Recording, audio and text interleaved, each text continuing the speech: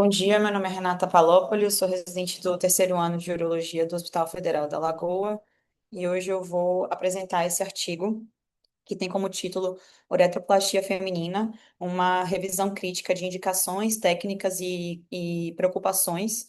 É, os autores, eles são de diferentes serviços de departamentos de urologia na Índia.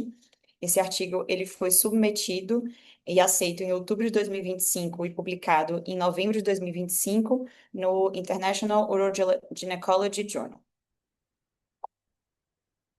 Os autores eles começam falando um pouco, né, sobre a uretroplastia feminina, em que o conhecimento e a literatura sobre este tema, ele, na verdade, são limitados, e a raridade da condição, a experiência restrita dos cirurgiões e o risco de incontinência urinária acabam se tornando os principais desafios para os urologistas para a realização e indicação desses procedimentos.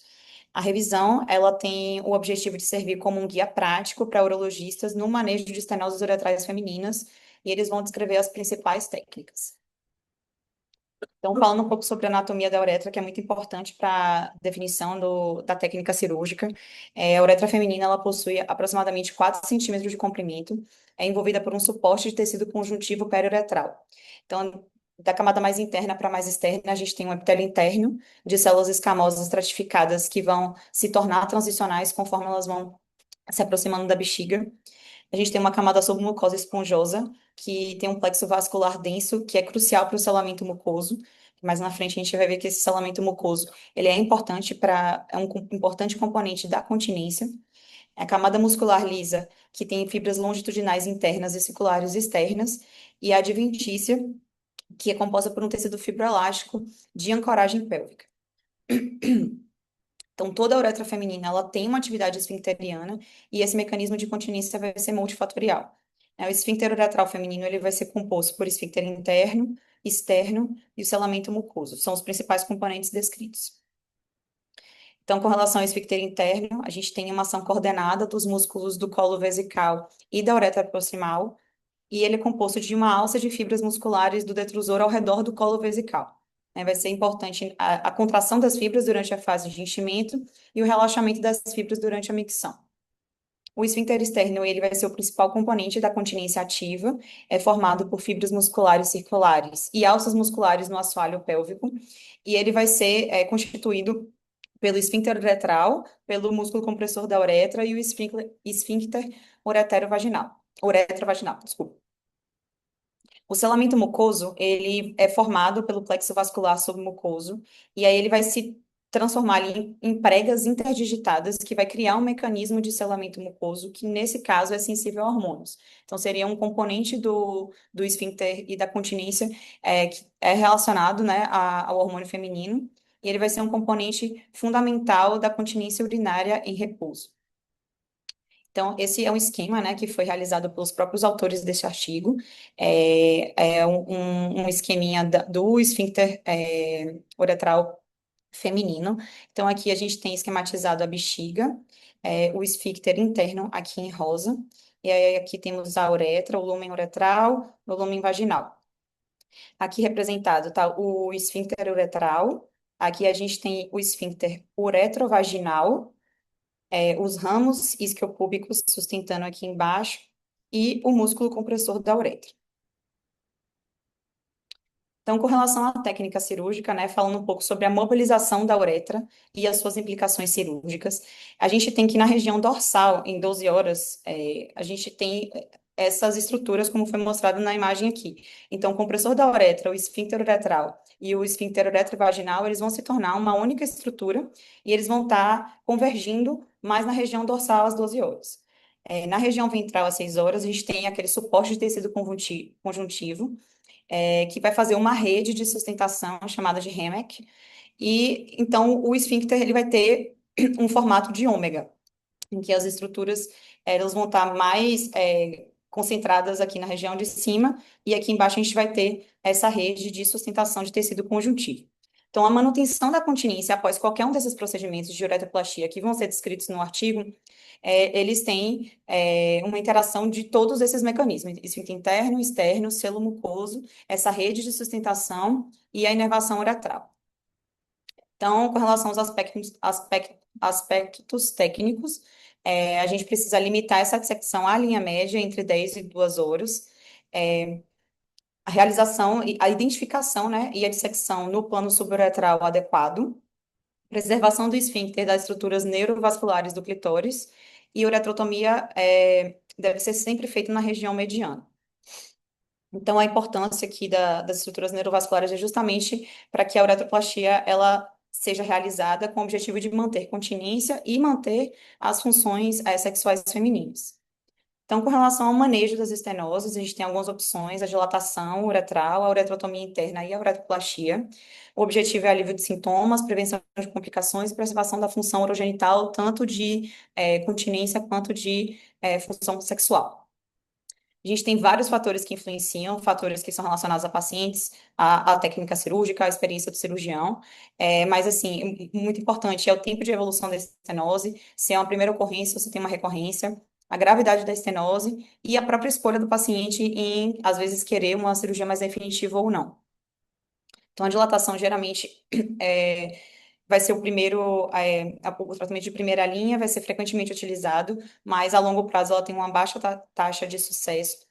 E a indicação da uretroplastia vai ser quando ocorre uma falha na dilatação ou quando ocorre uma opção decidida aí pelo médico e pelo paciente de uma opção cirúrgica definitiva.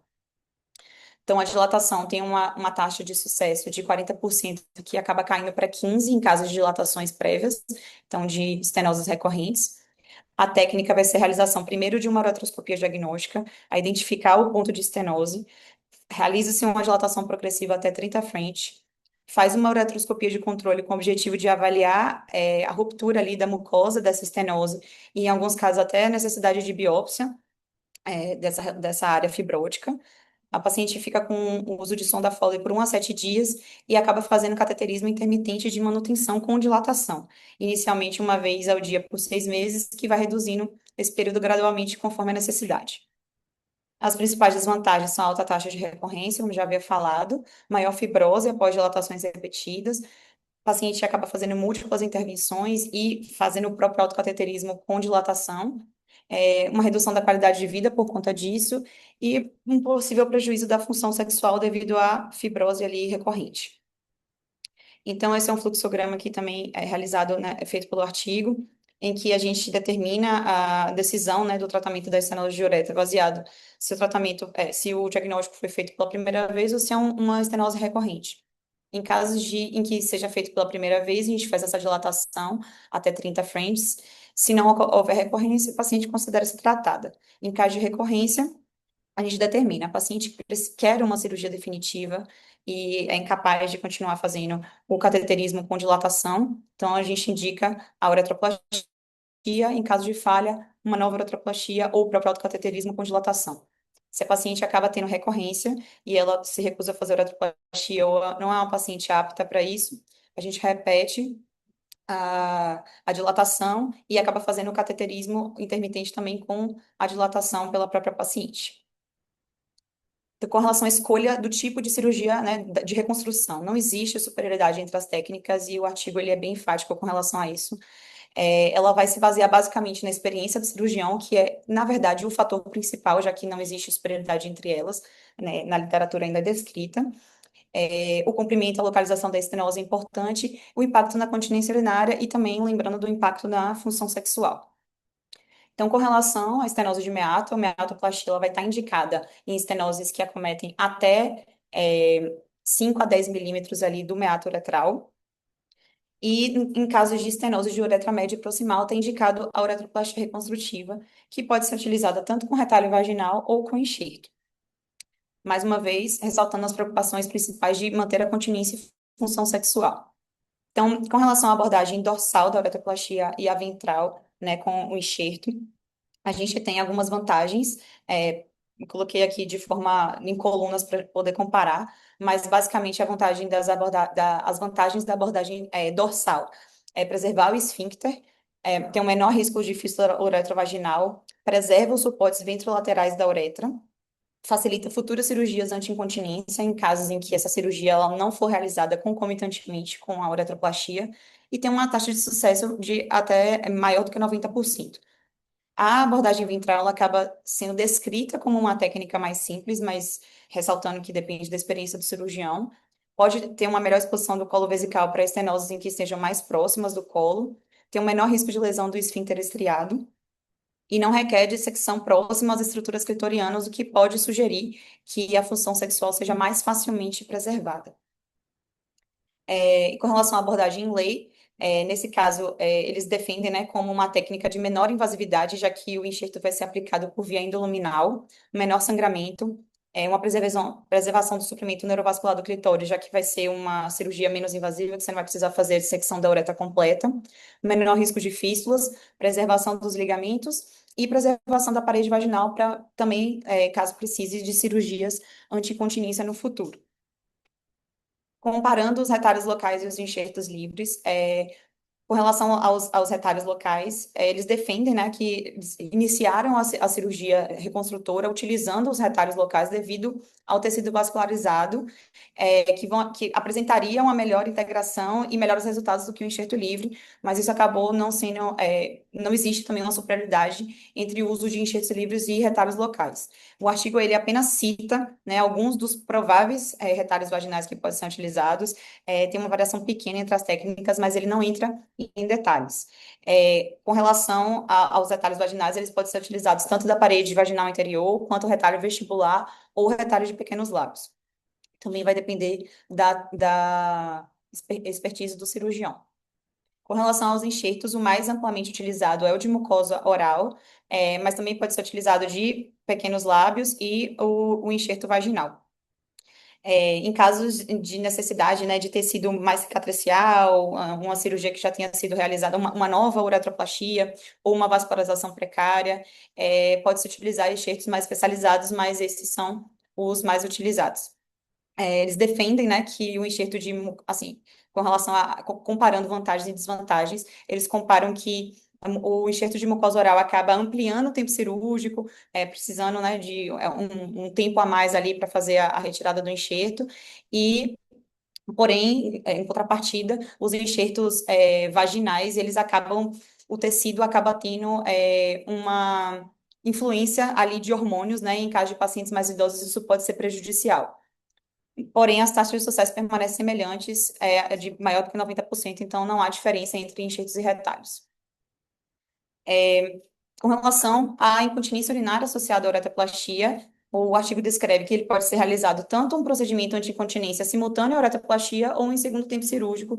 Vai depender tanto da clínica, principalmente da clínica da paciente, que ela pode evoluir uma incontinência depois ou ela ter uma incontinência no ato da uretroplastia, junto com a estenose, e também a depender da técnica mais utilizada pelo cirurgião. A maioria dos autores recomenda que seja realizado simultaneamente, e nesse caso acaba sendo mais fácil, a abordagem ventral, mas se for realizado em segundo plano, recomenda-se que seja feita a abordagem dorsal, justamente porque a gente, durante essa abordagem, a face ventral da uretra ali, ela vai ficar sem cicatrizes, não vai ser mexida nessa abordagem. Então, o foco aqui é a descrição cirúrgica das técnicas, ele descreve a dorsal onlay, a ventral onlay e a inlay. Então, o passo a passo dessa cirurgia seria uma uretroscopia para avaliação da estenose, é uma dilatação, né, guiada por fio guia, de cateter até 16 French. É realizada uma incisão em um invertido dorsal meato uretral. Realiza-se o plano de secção dorsal à uretra em direção ao pubis, com o objetivo de preservar o mecanismo esfincteriano. A uretrotomia vai ser realizada às 12 horas, até atingir a uretra saudável, e é realizada uma nova uretroscopia para confirmar a adequada abertura luminal. Dilata-se até 28 French. É posicionado o enxerto no defeito em forma de V invertido, realizada as suturas de fixação começando às 12 horas, realizado resseca-se o excesso distal do enxerto para poder realizar a metaplastia e a paciente termina a cirurgia com uma sonda de Foley 16 French e um tampão vaginal. Então, aqui é a descrição da técnica em fotos, né? Então, a gente tem a foto da paciente e a descrição, a esquematização desenhada pelos autores. Então, aqui na figura A, a gente tem esse aqui é a abordagem dorsal onlay, que foi que eu descrevi antes, né? Então, vai realizar uma incisão em formato de U, a região periuretral aqui. No B, vai se realizar a dissecção, a mobilização da uretra, também, né, preservando ali os esfíncteres na região mais dorsal. A imagem C é o momento da uretroplastia, ou da uretrotomia, que vai ser realizada às 12 horas. Então, aqui ele descreve o corpo do clítoris, o lúmen uretral aberto, né, depois da uretrotomia, e aqui são os pontos de fixação. Em D, é o momento em que eles colocam o enxerto, com a fixação começando pelo ápice, e depois, posteriormente, aqui em E, seguindo lateralmente, né, o enxerto, os pontos de fixação, e, por fim, realizado a meatoplastia, que retira o excesso do enxerto. Com relação à descrição cirúrgica ventral, onlay, ele vai realizar uma incisão sublateral semilunar, separação entre a uretra e vagina, e a uretrotomia ventral vai ser realizada às 6 horas até alcançar o tecido saudável. Então, se faz a ressecção do tecido fibrótico. Nesse caso, nessa técnica, ele acabou descrevendo como é utilizado um enxerto vaginal, então ele faz o afinamento microscópico ali do tecido subcutâneo desse enxerto vaginal e a perfuração do enxerto, que é o meshing, para poder ter uma melhor adesão. Sutura do enxerto no defeito uretral, que também vai ser realizado em V, vou mostrar posteriormente. E o fechamento da incisão e o catéter que eles colocaram foi o de 20 frente. Então, aqui, mesma coisa, né? A cirurgia na paciente e o esquema desenhado para melhor entendimento. Então, é realizado uma incisão aqui semilunar, na parte ventral da uretra. Em B, é realizado a dissecção da uretra ali na parte ventral também, no espaço entre a uretra e a vagina anterior. Vai se realizar a uretrotomia em C às 6 horas, formando o defeito em forma de V, e em D, D1, D2 e D3, é a aplicação do enxerto, mesma coisa da outra técnica descrita, em que começa-se pelo ápice e depois, posteriormente, vai fazendo os pontos laterais. E em E é descrito como meotoplastia, que é a ressecção do excesso do enxerto. E a técnica cirúrgica ventral em lei, que foi descrita como sendo uma técnica menos invasiva, né, por ser endoluminal, também faz uma cistoscopia antes para determinar o ponto da estenose, passagem do fio guia e a dilatação da uretra. A incisão vai ser ventral em 6 horas. Eles descrevem que a incisão dorsal nesse tipo de cirurgia acaba sendo mais difícil tecnicamente, então acaba se preconizando a incisão às 6 horas ventral, ampliação da incisão com um espéculo nasal, realização da hemostasia, preparação do leito e fixação do enxerto e a cateterização por 30 dias, para que ocorra, né, melhor estabilização e integração do enxerto. Então, esse tempo de cateterização é maior do que as outras técnicas. Então, aqui também, demonstrando a técnica cirúrgica, ele coloca o dilatador aqui na uretra, faz a incisão da uretrotomia, a realização na porção ventral ali às 6 horas. Em B, ele está descrevendo ó, a abertura do defeito ali em forma de V. C1, C2 e C3, a aplicação do enxerto, começando pelo ápice e depois os pontos de fixação lateralmente. E aqui em D, já com o enxerto aplicado e a realização da meatoplastia em E. Era isso.